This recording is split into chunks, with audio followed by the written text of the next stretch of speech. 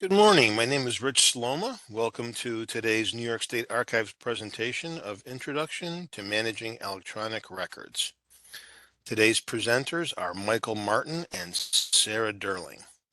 The session is being recorded and will be available for future viewing. If you have questions, please type them in the chat box to the right side of your screen, and we will answer them at the end of the presentation. And now I will turn the presentation over to Michael. Thank you, Rich. Good morning, everyone. Thank you for coming today, joining us today. My name, as Rich said, is Michael Martin. I am the Records Advisory Officer for Towns for the New York State Archives. And my colleague who's with me today is Sarah Durling. She's the Records Advisory Officer for school districts and BOCES. Unfortunately, Vincent Camiso has been ill all week, so we kind of had a last minute change. We appreciate your patience with that. Not that we have any kind of loss of quality, of course, with Sarah. So today, Sarah and I will talk to you about electronic records. We want this to be, more of an introduction. So we're trying to leave many of the technical details behind. I'm going to turn it over to Sarah at this point. Thank you, Michael. Hi, folks. I'm Sarah. It is very nice to have everybody here today. Thank you for coming today. We're going to talk about one of my favorite topics, which is electronic records, because they're so very important to having a well-organized records management program. And today's presentation is broken up into basically three topic areas. First, we're going to demystify electronic records because, they do have kind of a mystique about them sometimes. They can be a little intimidating, so we want to kind of break that down for you so you don't have to worry about that so much. Then Michael's going to talk about how to manage your electronic records, what are the best practices, advice, that sort of thing. And then we're going to give you some practical advice to move forward with managing those. As Rich said, if you have any questions, please throw them in the chat. We'd love to answer them. And we want to make sure that you get all the information out of the session that you possibly can. So, the demystification of electronic records. They're not really that mysterious when you get down to brass tacks. I'm going to try to get you to that point. But I can see where that comes from, because if you're not comfortable with them, if you haven't used them a lot, or if, just all of the terminology and technology seems a little intimidating, they can be one of those things that you're like, I've got other things to do first. So with paper records, you have a lot of experience with them over the course of your lifetime because you've been scribbling on paper since you were in kindergarten, right? You put your name on forms, you put them in file folders, you put the file folders in filing cabinets, you write on the file folders and the files themselves, you run them through the shredder when you no longer need them. It's very tangible, It's an experience where you have your hands on the records. You know what you're getting into because you can examine them from every angle and you know how they're going to react and you know how they're going to work. So you're very comfortable with them, right? You have experience doing this. It's something that gives you a lot of confidence. And that sensory perception of those records, that tangible quality, makes you very comfortable with them. Electronic records don't have the same kind of tangibility. You can't pick up an electronic record and hold it in your hand per se. I mean, you can hold a floppy disk or a CD in your hand, I suppose. But, they're ones and zeros floating around in the electronic ether. It's not something you can get your hands on in the same way. But they do have some tangible qualities to them, just like paper records do, because you can still edit them. You can still rename file folders, put them in different filing cabinets. You can destroy them via deletion, although Michael's going to talk about that in a lot more detail in future slides.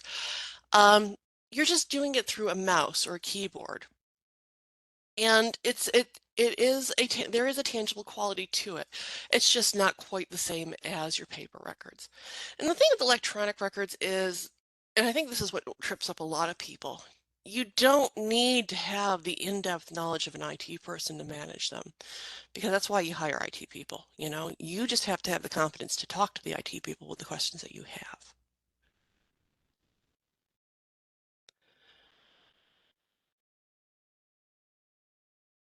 So when we think about records management in general, these are the things that kind of come up regularly, right? You know, how am I going to store those records? How am I going to organize them? Who the heck owns these things? Um, what's the retention disposition for them? Hey, how on earth do I find these in the retention schedule? Because we all know that the retention schedules are fun to use. What sort of security and protection go into those records? Because depending on where you work, you want to make sure that those and what your roles and responsibilities are, you want to make sure that only certain people have access to those records. Are they authentic? Are these the real thing? Are these the official copy? And how do you preserve these records when they're starting to have issues where they're not as easy to use, they're not as accessible, they're starting to show signs of decline. Um, these are all something that we think of regularly when it comes to paper records. But the thing is, you also want to consider these things when you're talking about your electronic records as well, because they have all the same issues that your paper records do. So we're going to ask those same questions. What on earth do I have? What record series am I working with? What files do I have? Who created them? And who is responsible for them? Because sometimes, particularly with electronic records, that's not necessarily the same thing. You might have a person who inputs records into a system that, they're doing the data entry, but ultimately they're not the person who's responsible for managing those records. Where are they stored? For paper, is it, in a filing cabinet in Jack's office? Is it going to be in a file folder on the local area network if they're electronic? Do you have a content management system? Again, you still need to know what the retention period is because you don't have to keep them forever. Um, and I know that one of the things that I've heard a lot when it comes to electronic records as well, I just have unlimited space because I can just keep buying more server space. I can store everything, right? Yeah, I mean, you can spend the money to do that. And the retention schedules are the minimum amount of time that you have to hold on to your records, but you don't want to do that unless you have a good reason to. There's a lot of disadvantages to holding on to all of your records permanently. So you do want to know what their retention period is so that you can apply those to those records. And you want to know what format the records are in. And you might go, well, with paper, what? Paper, you have a bunch of different paper sizes. You've got your standard printer copy paper, you've got legal sized, you've got all those wonderful oversized maps and plans. And a lot of times people will just throw into the kind of their mental box of paper anything that's actually in a physical format. So your rolls of microfilm or microfiche might also get thrown into your mental box of paper. Or I know that there's governments out there that have meeting minutes recorded on audio tapes that need to be transcribed, folks. You might want to get on that. Um, and they might consider that to be more of a physical format, more paper, and they don't worry about it. So you've got a whole lot of formats to think about there with paper in and of itself. But electronic records, I will say, have an infinitely larger variety of formats, and you need to be aware of what those are. When it comes to your electronic records, you also probably want to know what system they're stored in. Not simply, is it in the cloud? Is it on the local area network? Is it in our content management system? But, is there a specific system that's associated with that? Because that can impact in some ways the way they're managed.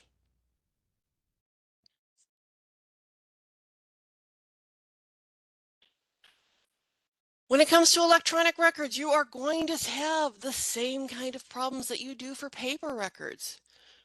I'm not saying raise your hands, but just think about this. How many folks have run across a department that really hasn't talked to their records management officer or follows the records management guidance that you have at your organization?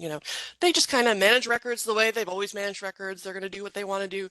And then you find when Joe retires that he's been socking away 30 years of boxes of records in a storage closet that you had no idea existed.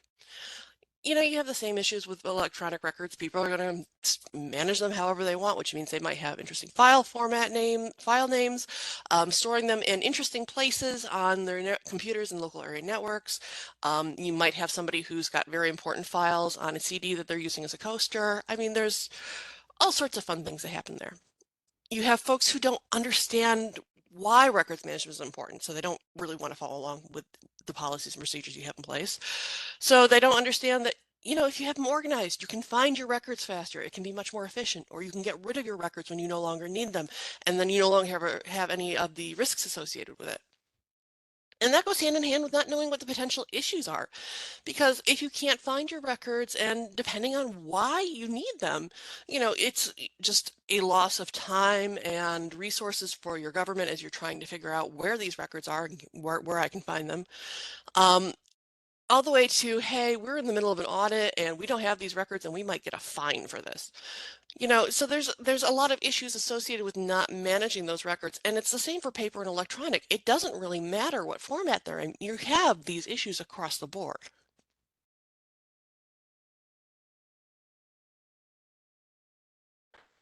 That said, electronic records do have a lot of very specific challenges associated with them that you don't necessarily see with paper. For one thing, and I alluded to this earlier, you might have multiple people with their hands on those records.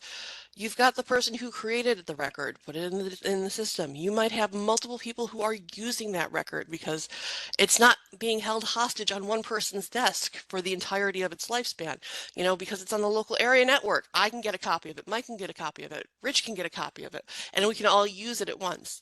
There might be somebody who's responsible for the system that it's in, and they're responsible for keeping track of everything. And then you have your IT folks, your records management officers.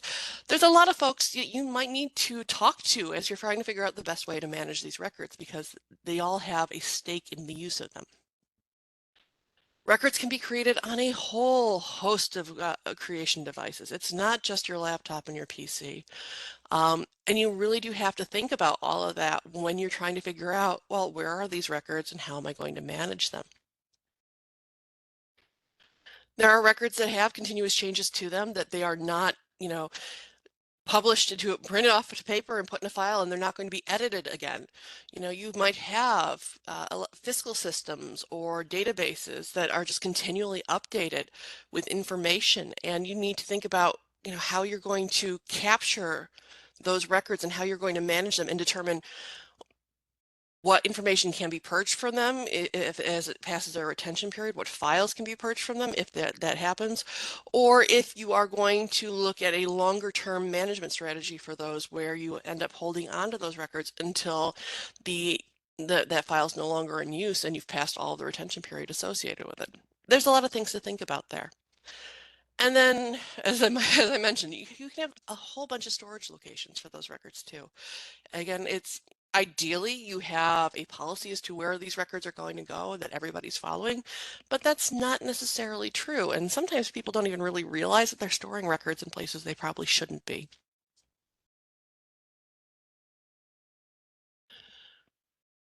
When it comes to your electronic records, you do have some specific challenges. One, there's accessibility, which is what it says that what you need to be able to access the content of the record for the duration of its lifespan, for the duration of its retention period. And for 6-year records, it's not such a big deal, right?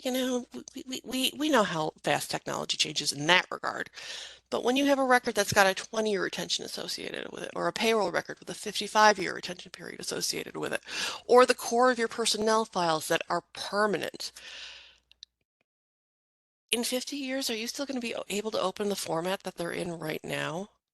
Are you going to be able to access the systems that they're in right now?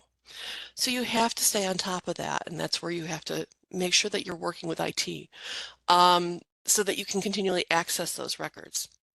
You have to make sure that they're trustworthy, that they are what they say they are, that they're going to stand up in court or wherever they need to be used, that they are what they purport to be, that they haven't been damaged, they haven't been tinkered with.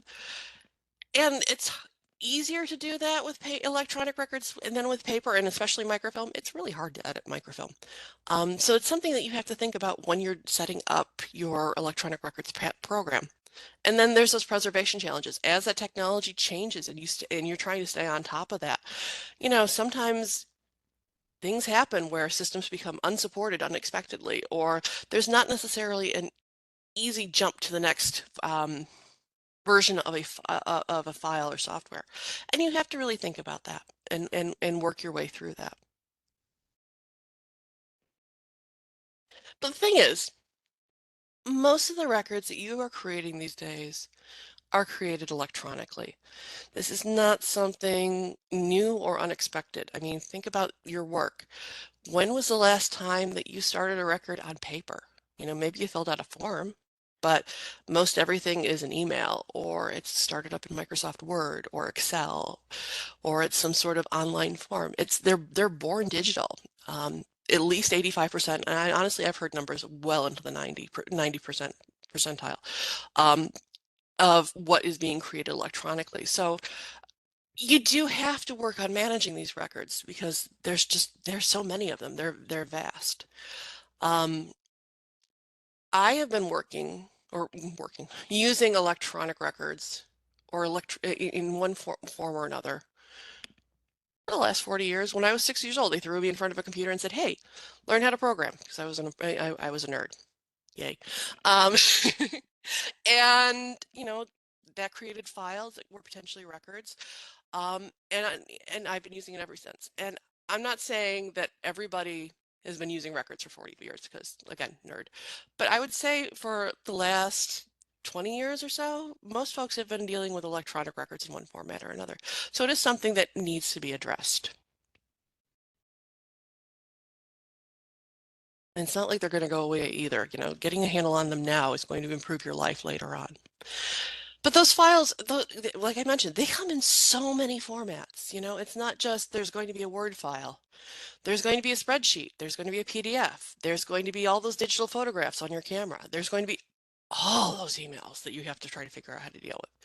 You really want to make sure that you are considering all the different file types as you're planning your management of those records. And, there's an infinite number. These are the common ones that I'm mentioning. There's a couple of specific ones like GIS or CAD files, which tend to be more geographic or building oriented, mapping oriented. But we all have different roles and responsibilities in government, right? So we're all going to create files and records and that are related to that. And sometimes that requires software that has very specific uses and formats that need to be considered specifically for what you're creating. Very briefly, I do want to touch on social media. If this is a topic you're interested in, there is a whole webinar that we've already recorded that I ramble on extensively about social media and how to manage it. But as a high-level overview, social media is not something, it is a record. If you are using social media as a government, you are potentially creating records, and you do want to make sure that you are addressing that in your records management policy. But social media is something that you want to have a lot of control over. You want your accounts to be owned and accessible by your government. You do not want somebody, an executive or a board member or a department head, creating their own Facebook page and using that in an official capacity, right? Because you don't have ownership and control over that, and you can't control the records that are being created as easily. You want to think about whether or not you are creating records. In a lot of cases, things that are posted to social media are duplicates of records that are being created in-house. So if you have a press release, you have your official copy, which is the copy that has to be managed according to the retention schedule. You only have to have one of those. You're going to keep that press release as the official copy, and then you're just going to post a copy of that to your social media. And when you have a duplicate, that can be destroyed when you no longer need it. But if you have public interaction involved with these things, and somebody says, "Hey, I read your press release and I need assistance on this X, Y, and Z," that could potentially be a record because it is a request for assistance from the public. So you do have to think about that and think about what kind of records you might be creating. So there's a lot that goes into that. I'm not going to go into this in any detail. I just want you to be aware that social media could potentially create records, and you do have to think about what you have.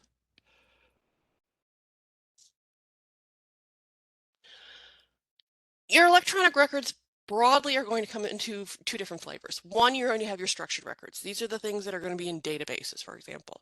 So your financial records, your permits, increasingly your student records and your personnel files, sometimes your payroll. You're putting them into a system. They are organized that way. You run off reports. That's a structured record. Your unstructured records is everything else, and these can be complicated to manage because it's your word processing files, it's your spreadsheets, it's your PDFs, it's your emails, it is all of the photographs that your press office took and you're not quite sure what the file names mean. These are harder to manage because your structured databases, your structured records are going to generally be in one location and everything's going to be in one package, so to speak. Your unstructured records could be everywhere. They could be on computers, they can be on laptops, they can be on phones. I needed to get to the slide. They can be on your removable media, backup tapes, tablets, the smartphone, somebody threw it in the cloud. Somebody made decided to scan a record and in their copier, and now the electronic copy is their official copy, but they also might have a copy of it lurking in the cache of the photocopier's memory. So there's a lot of places these could be that you have to be aware of so that you can try to control that. I did mention backups on the last slide. Backups you absolutely need to have. They are very, very valuable for disaster purposes only. Your backups are not your official copy of the record. Your backups are not your preservation copy of the record. They are the copy that you pull whenever something horribly, horribly goes wrong. Like, I don't know, you delete a really important database that everybody in your office uses off the local area network, and you have a mild coronary, and then you realize that you can call IT and say, please don't tell my boss, can you please fix this? That's why you have backups. You don't have them as your official copy. That said, they are in the retention schedules with fairly limited retention periods associated with them because they are, we want to make sure that people know what to do with them. And they are vulnerable to e-discovery. If you have a lawsuit that comes down and yeah, you've gotten rid of your records and appropriately, you've disposed of them, but you haven't managed your backups. You've just got this pile of backup tapes going back, 3-4 years. You haven't really done anything with them, but hey, they're not a concern. They're a concern because if the opposing lawyers know that you have them, you have to provide, well, I am not a lawyer. I did not play one on TV. I just watched a lot of LA Law as a kid. If they exist, you do have to provide the records on them. And even though they're not the official copy, even though they're backups, they are vulnerable to that.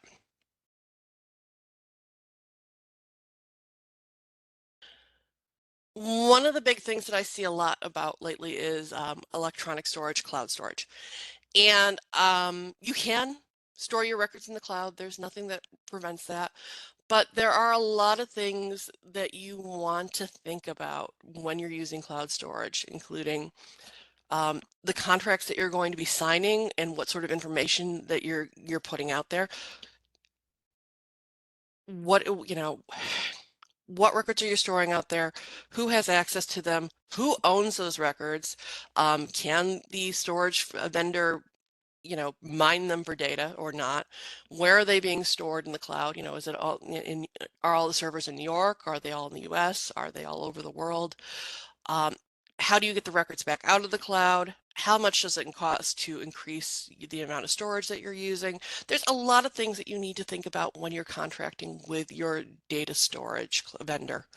But again, yeah, you generally can use these. If you are a local government, this is generally considered a third-party vendor, and in state law, you do have to get permission from the state archives to use these third-party vendors for storage. So if you're looking at that, please reach out to us so that we can discuss that with you. And with that, I think we're going to hand it off to Michael so he can tell you how to manage these records. Thank you, Sarah. Okay, so at this point, we have, or at least hope to have, right, a good handle on these records. We know what they are at least. Now we want to talk about how we can manage, organize, and maintain these records, over the long term. So this is kind of a big thing, and I'll admit it may be kind of hard to wrap your head around it at first. But if a record is born or created digitally, like Sarah was saying before, it should also be disposed of the same way. So no matter where a record is in its retention period, whether it's active or inactive, it really should be in its electronic format. This is the ideal.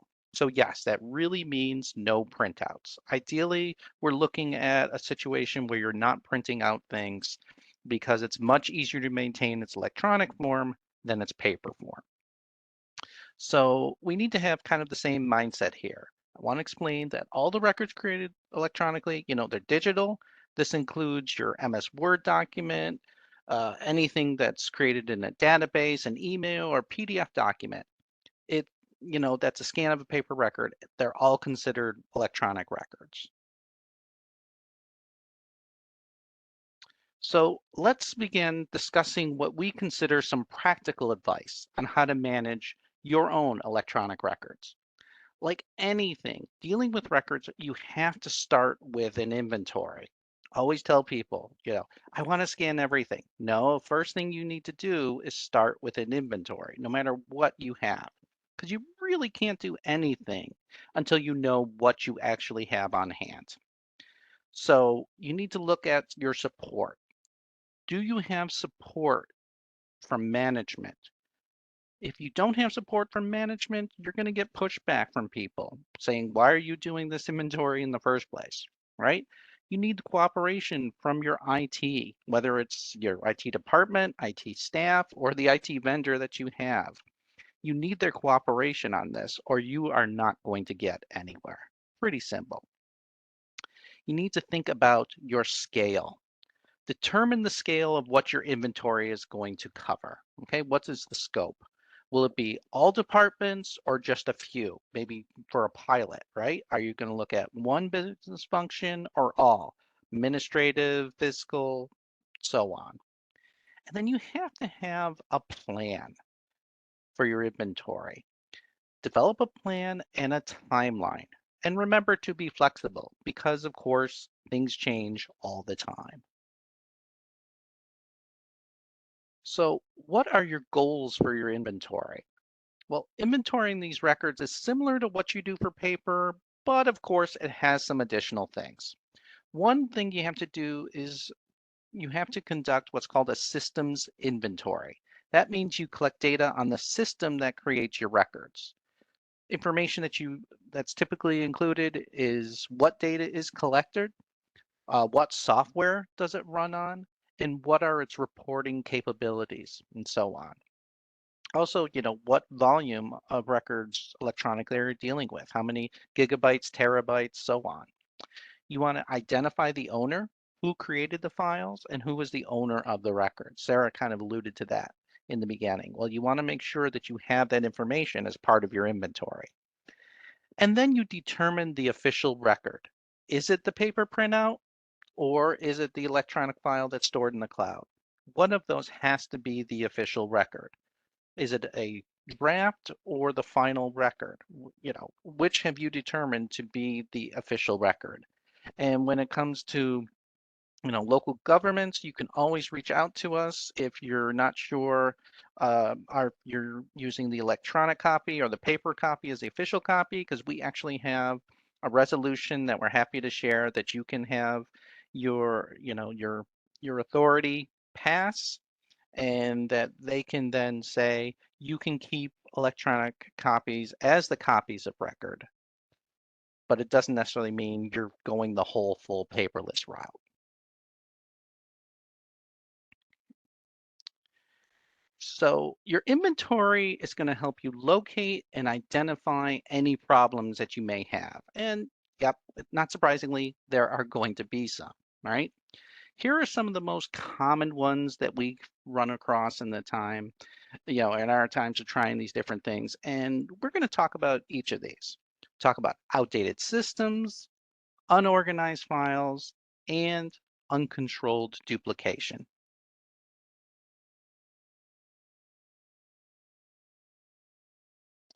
So if you have an older or outdated system, there are a number of issues that you can run into.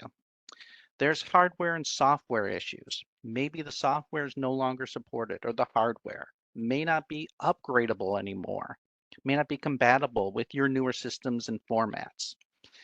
Sooner or later, everything is going to come to an end, whether it's the IT support or it's simply, your system can simply no longer handle new file formats, or you're trying to move things into a big fancy ECM system, electronic content management system. It's just not going to be able to play nice with those anymore. So when it gets outdated, you want to make sure that you've identified the things that are most at risk as part of your inventory of what's soon to be outdated. But we have problems, of course we have solutions.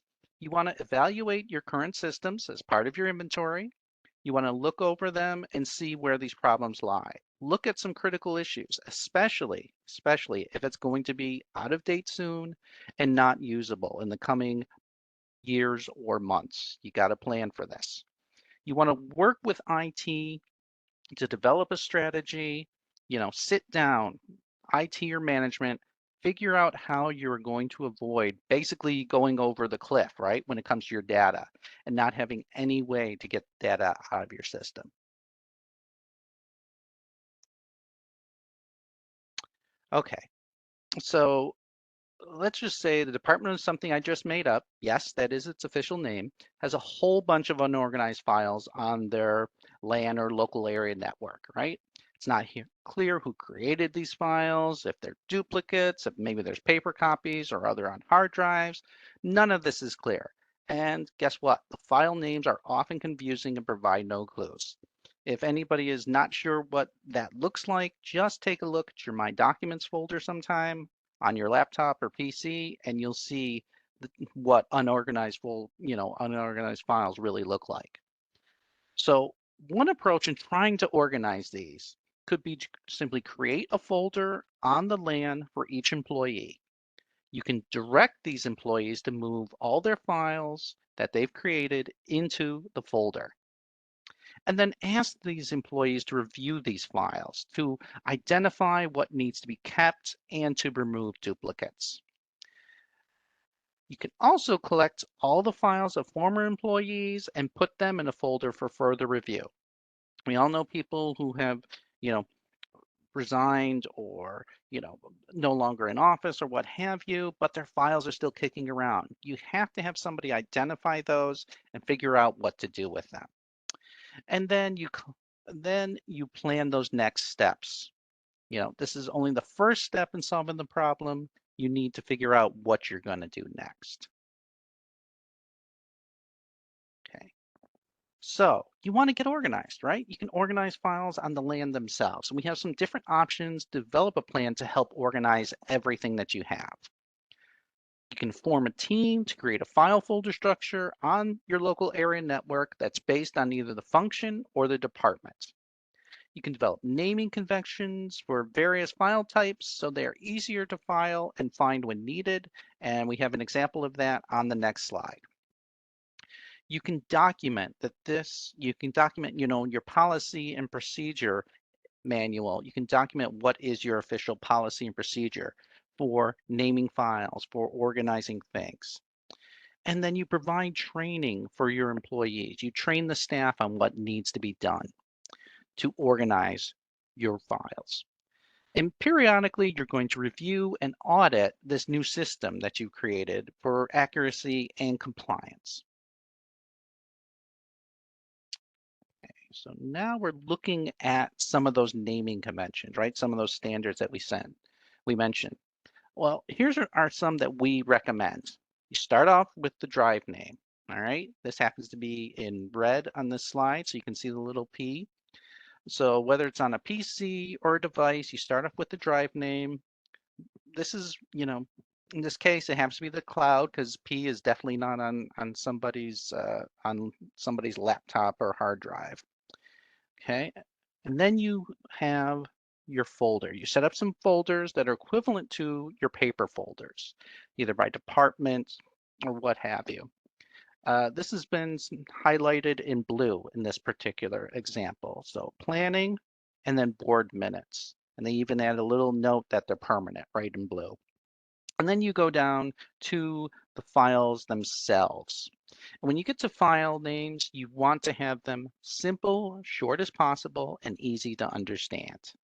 So in this example, we have minutes, which of course everybody has minutes, no matter where you're coming from, and then the date, and then the file extension. We recommend this kind of date for the year, month, and day, simply because it's simpler to organize them when you pull them all together. So, it's written for auto sorting. And if you're not sure what to call things, it's always helpful to use standard language. So you can always use the LGS1 retention schedule or the state general schedule as a guide. That way people understand exactly what they're going to find.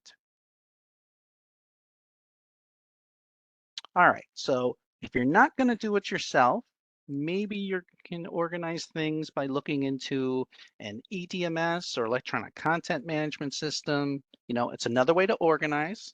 It's not manual, so you can automate some tasks like your importing of your images or something like that. You can talk to your vendor about that. But basically, it's a large repository and it's a place to manage all of your digital files, right? It provides one standard user interface for people to deal with. So they know the form that they're using to put information in, to put data in, is always the same. It gives structure to unstructured data. It creates that structure when you put things in. And it always has this digital imaging component, usually allows you to scan in for paper records as well. Moving on. Okay, so content management system sounds like an awesome thing, right? But maybe it might seem like too big a hill to climb. All right, maybe it may seem like it's unrealistic because it either costs too much or you don't have the IT support. But as always, hey, we have some solutions of what might work. Shared services. You can collaborate through shared services. It can allow multiple partners. You can share the cost of the work, installing and maintaining the content management system. You know, some local governments even provide these services to smaller organizations at a reasonable cost. You can look into that. Now, this is something that's just for local governments, but that's Digital Towpath. And Digital Towpath is a local government that was instituted to help small, usually rural, local governments with their digital needs, including website development and content management systems. Towpath has a simple, easy to use, can kind of learn. It's open to local governments for a small fee.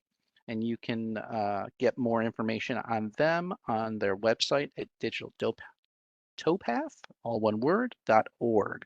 And I'm sure Sarah or somebody else will probably put it in the chat to help us out. And then, of course, there's always those simple cloud-based solutions. Not all content management systems are complex and expensive. You can find some modestly, priced cloud-based solutions for a relatively small fee, and a program like SharePoint, for example, can even be used as a simple content management, in a pinch. If you can't find anything else, that will work. Then, of course, and this again, local governments only, apply for grant funding. Just getting started is always the most expensive and most difficult part of trying to implement a content management system, right? But there is grant funding available for local governments to pay for startup costs if your government is willing to pay to maintain the system afterwards. And as with our local government records management improvement fund, we have a whole series of training on just talking about those. But if you are interested in looking into a content management system, we recommend you reach out to your RAO. We can start having that conversation. All right, so why is this duplication dangerous? Sarah talked about this a little bit. I'm going to go in a bit more detail, because people's natural inclination is to say that duplication has a huge upside, right? It provides the backups that Sarah was talking about in case that official copy is lost or destroyed, be it a cyber attack or a fire. Once it's gone, it's gone. So we want to make sure we have duplicates. But you have to remember, your organization needs to control that duplication. All right. So yes, you want to back up key documents to the cloud, but unregulated duplication can lead to some problems. Okay. It's difficult, near impossible to implement the retention schedules if you don't know where all your records are, where all the files might be. So if it's shared in multiple locations, like say the network server, cloud storage, a smartphone, separate email accounts, it's pretty much impossible to comply with retention schedules because you just simply don't know where everything is. So you're going to have to manage these copies. If you don't, it's going to add to the costs and liability just for holding on these records. And as Sarah talked about before, FOIL, your Freedom of Information Law, and discovery process for lawsuits. If those records exist and it's requested under FOIL, your organization must produce them. Yes, that means even if they're past their retention period, the same goes for discovery for during lawsuits. So this can cost your organization, thousands and thousands of extra dollars and time just trying to search for these records. And if you're one of those people who says, oh, well, I can just do keyword searches, they'll make things a lot easier. If you ever actually had to retrieve data from a backup tape, you can find out how difficult and costly this can actually be, because it can be a very, very difficult process. Right. So we know we don't want to ever, because we want to get rid of some things when the retention period is passed. And many people, with the cost of cheap storage, why not just keep them? Well, besides the liability that we talked about, there's also some other benefits. You have some free space. You reduce not only your physical electronic storage space, but also the amount that needs to be backed up and the time needed to back up that information. And yes, it is cheap to store electronic records, but it's not free. Those clouds do fill, those cloud servers do fill up eventually. It reduces clutter overall. There's less stuff to search through, easier to find what you need. It brings focus, right? Now you can focus on just what's left and what is important rather than, sifting through the trash. And of course, reduces risk. We already talked about how you can avoid any fines and making sure that you're compliant. Sarah mentioned this previously, and I'm going to go into more detail, specific disposition methods for electronic records. Okay, so how exactly do you do it? There's a couple of different methods. Yes, you can do deletions. If a record is not confidential, this is definitely the easiest method. All you really have to do is hit the delete key. And what this is doing is it says the computer can write a new file on the spot where the old file was. This can lead to different programs, that have the capacity to undelete or retrieve files. There are definitely programs that can do this easily. That's why we say do not use this for confidential records. Then there's also overwriting.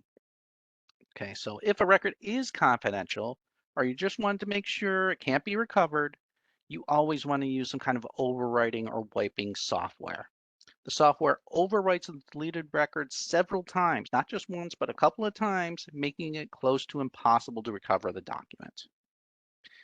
And then we're getting more for physical media here, but degaussing is taking things like hard drives and other magnetic media, waving a powerful magnet over it several times. It's going to scramble the hard drive and make recovery to record just about impossible. Of course, once this is done, you can't ever use it again. However, this will not work with optical media like DVDs, flash drives. And then there's always everyone's favorite, the physical destruction of the records. It's the most straightforward. It's the most clear of what needs to be done, right? It's the complete destruction, and it's best for confidential records as well. You can use some shredders for shared media. Hard drives can be removed and smashed with a hammer, and the same is true for any of your flash drives or devices.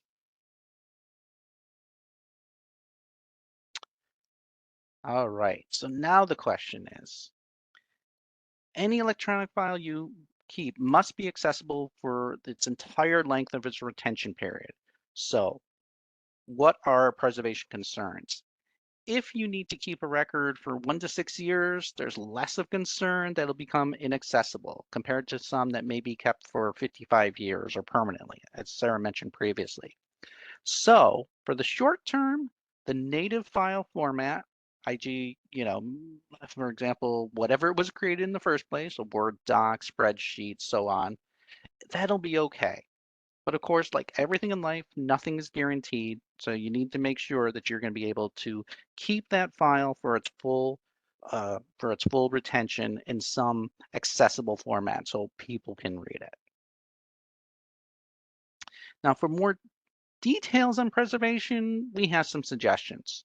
Because here's the thing, even if it's stored in the proper or perfect environment, you still have to perform maintenance to keep your files accessible.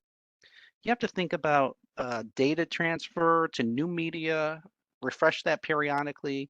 We suggest at least within 3 to 5 years. And then here's the key, develop a migration plan. Okay, this is really, really important.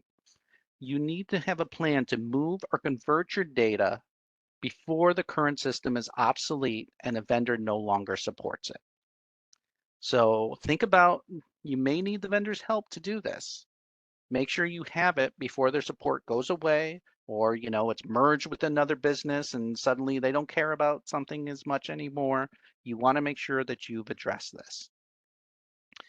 You want to include this migration process and any costs in your conversion in your budget. Consider the hardware and software changes and even the cost of removing records to put them into a different system. Sometimes a content management system or some other cloud storage is great until you need to remove them. And then there's extra fees that can be associated with that as well. So make sure you understand what those are and include that as part of your budget. Okay, so consider those hardware, software changes, all of those. Then test your process. Okay, if you're going to migrate things, if you're going to convert things into a different format, you have to test this process to make sure everything is readable, accessible in the end. Don't just assume that everything's going to be great. Don't just trust it'll work. All right. We have all, I'm sure, heard horror stories about when things fell apart after a conversion was done. Maybe things didn't have the right metadata anymore, the headers changed, all that fun stuff. That does happen. So we want to make sure that you test your conversion, you test your migration before you do, the full thing. Another aspect you have to think about, first for preservation is you have to think about the security of your records. All right. You have to ensure that they're safe. This is more than making sure your records and servers are locked up. Okay, we're talking about more detailed things. We're talking about things like cyber attacks and ransomware and phishing and all those fun threats. We all know that cyber criminals at this point, they're targeting governments because they often have important records that are needed to function, and they often have limited budgets for security. Okay, and they know that. That's why they're targeting people. You need to keep your virus software updated. It's essential to keep these software and apps up to date for the latest and greatest threats. We also recommend creating some strong passwords and updating them frequently.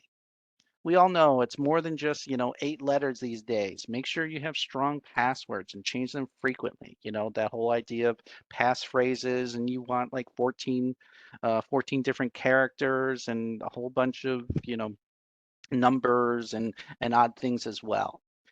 When you're creating them, we suggest when we're talking about frequency, we're suggesting about 2 to 3 times a year. That would make sure that you're keeping them up to date. And then back to this idea of staff training. No matter what, staff training is key. Your staff needs to know what to avoid. And just as important, they need to know what to do and who to contact if there's ever a problem in terms of the security of their files or the network. And then finally, create those frequent backups. Goes without saying, right? But you need to make sure your records are backed up often and numerous times in different locations. Okay, so moving forward, we have some practical advice to move forward. We talked about doing the inventory. We talked about managing them. We talked about doing migration. What else can we do? Well, you have to realize that success, right? Keeping, managing, and having some control of these records is more than just wrestling or wrangling with technology. Okay. You have to think about some long-term goals and plans.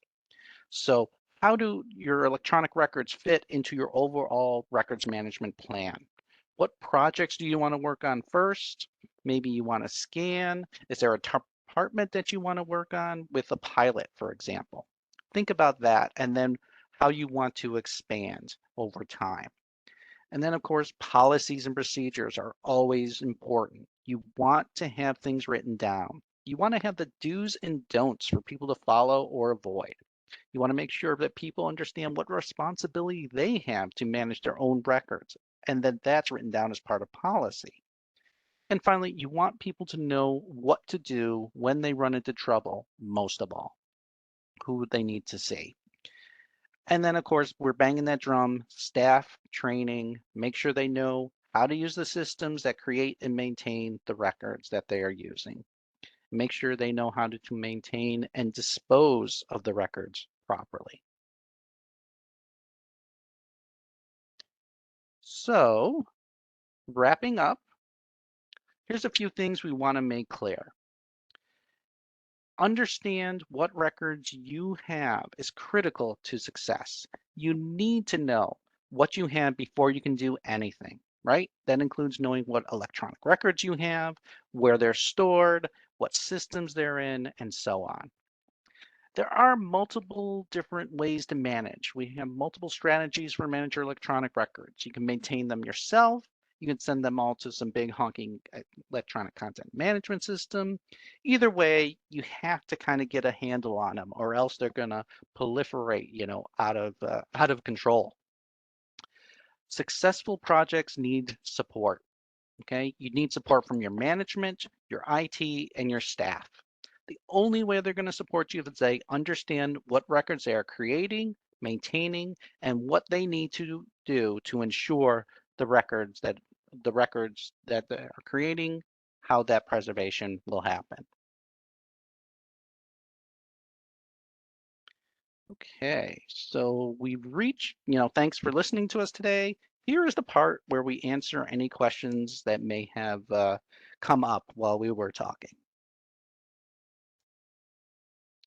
Hey, Michael and Sarah, I do have a list of questions here from folks. Okey-doke. So let's see. First of all, we had some question here from Lisa. A couple questions. If you scan and save an original document on your PC, do you still need to keep the original paper document? It depends. As per state law, you do have to be following our digital imaging guidelines if you're scanning your records, which includes specific scanning rates, formats, and storage, which includes not your PC is probably not going to be an appropriate storage space for that. We can throw a link to those in the chat. Also, there's some restrictions as to what records can be scanned and the paper disposed of, but that's generally pre 1911. So I would really talk to your advisory folks. Apologies. I would talk to your advisory folks for more information about that before you make that a policy. Okay, we have a question from Laura. Do electronic files get sent to the New York State Archives or only maintained in-house? So they don't get sent to the New York State Archives unless you are a state agency that has records that have been designated permanent according to the retention schedule. Local governments cannot send them to the state archives. Okay, I have a question from one of our villages. How do you determine which records can have the electronic record as the official one? Well, if they're born digital, that can be your official copy right off the bat. Like I mentioned, you can in many instances have your electronic copy, if you scan your paper records, be your official copy. Again, that's for anything that's 1910 and after, provided that you're following the appropriate guidelines. And you want to make sure that's a policy that you have written down in your records management policies. You don't want to kind of do it ad hoc. You want it done consistently across the series and across the organization, really. Okay, and Lisa asked, how do we adequately determine which is the official record, the paper or the electronic form? Maybe that was similar to what you just said. Yeah, I mean there's you have the option. It's just I would make sure to discuss it with all of your record staff. And if you have a records committee, I would discuss it with them because there are instances where it is better to have it in paper and they're based on the usage within your organization. Um, but again, following policy and making sure if you are planning on digitizing your paper records that you're using the imaging guidelines. And if they're born digital, they can just stay born digital and you can have those be your official copy, and then anything gets printed out is a duplicate that can be disposed of when no longer needed. Okay, Lisa also asks, what files should each employee put in a folder?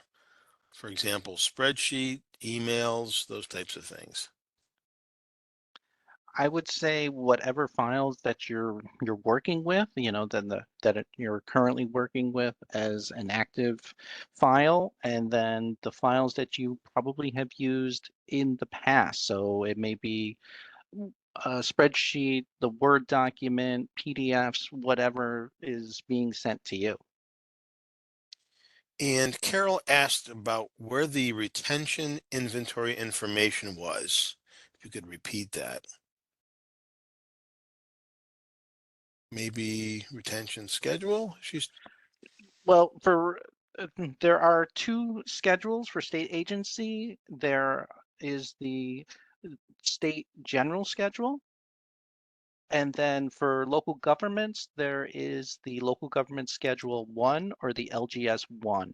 And the thing to remember about the retention schedule is that it doesn't matter whether it's paper or electronic, it has the same retention.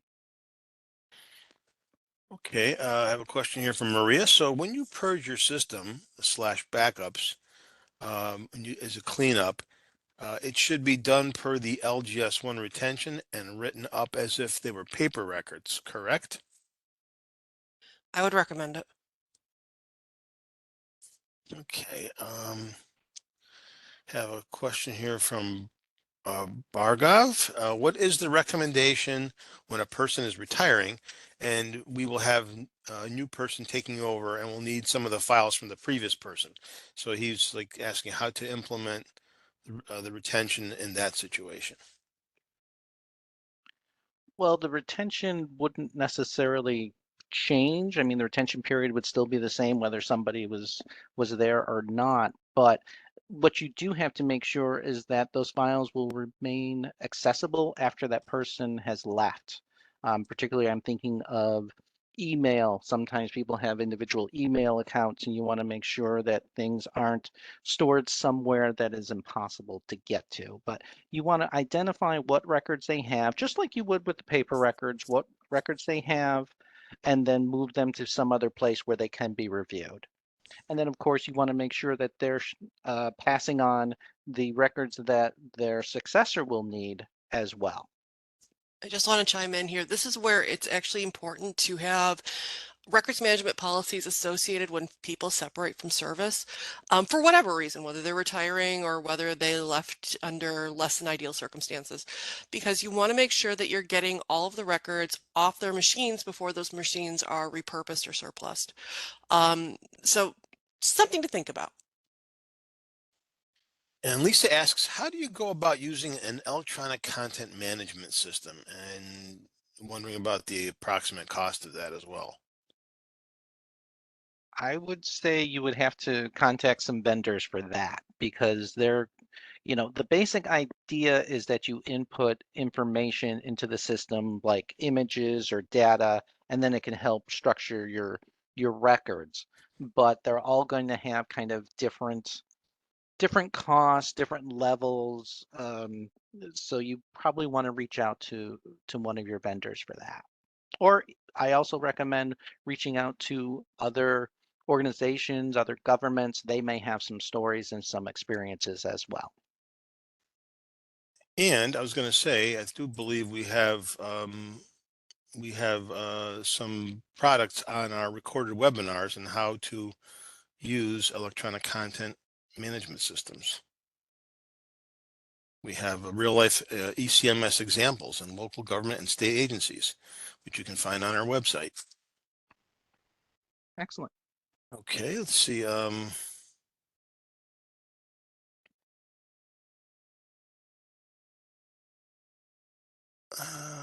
Going down here. Walter asks, can permanent documents be scanned as PDFAs to replace paper? Potentially, yeah. Again, following all the things that I've been saying with the guidelines and the date range. I generally do not recommend scanning your minutes, your board minutes, and those really official important things, and destroying the paper if you have the paper. One, those are just really valuable documents, and having the backup in paper is not a bad idea. But two, there's often intrinsic value to the paper records, particularly if they go particularly far back. Okay, we have a question here. If legislative and committee minutes are electronically stored and available to the public, do they also need to be archived in paper form? I would say that as long as you can ensure that they're going to be accessible for the full retention period, they don't have to necessarily be one or the other depending on how they were created. So we're saying in this case that they were created electronically. If we can ensure that they can be accessible electronically for the full retention period, then you wouldn't necessarily need a paper printout. And we have a question here from Thomas. How can we begin to plan for migration to future systems when we can't conceive of what those systems may be? For example, how can we plan for accessing PDFs 50 years from now? Man, if I had that crystal ball, I would be so rich. Um, the thing is, you can't plan for 50 years. You can only plan for the foreseeable future and understand that this is not a process that's going to stop. That's the thing with electronic records. You know, for paper records, you can throw them in a box, throw them in our closet, and provided that you don't have bugs or a fire or a flood in that space, you can open up the box in 70 years and you can still access those files. Um, electronic records, you continually have to access and use and manage. They're not something that you can throw into cold storage and call it good. So it's more of an iterative process is, you know, what are the best and most available options for me in 5 years? You know, is the format they're in still good, or is it looking like it's being discontinued? Is the system being discontinued? And do we need to move now, or can we review this again in like another 3 to 5 years? And it's going to be an iterative process like that. You can't just go, okay, in 50 years, we're going to change this to this, because in 50 years, it's going to be all different. In 10 years, it's going to be all different. I mean, who remembers using floppy drives, zip drives, jazz drives? None of these things are in use anymore. Okay, and just to let everybody know that just had some comments here. Yes, the webinar is being recorded and will be available on our website, and I will be sending out an email as soon as we post that to everybody.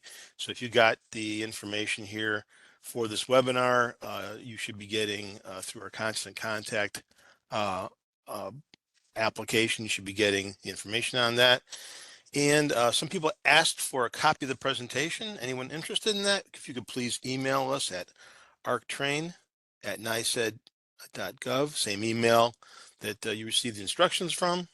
And finally, I was just going to add, if there's anybody sitting, watching this in a group of people, more than one person, if you could type that number in. So if it's 2, 3, 4, that would be great for us to be able to get a better a sense of how many folks participated. If it's just one person, no need for that. We have a good count. And other than that, Sarah and Michael, any final words? Y'all are awesome and you can do this. I believe in you. Thanks for coming today, and we hope that it was helpful. Thanks, everybody.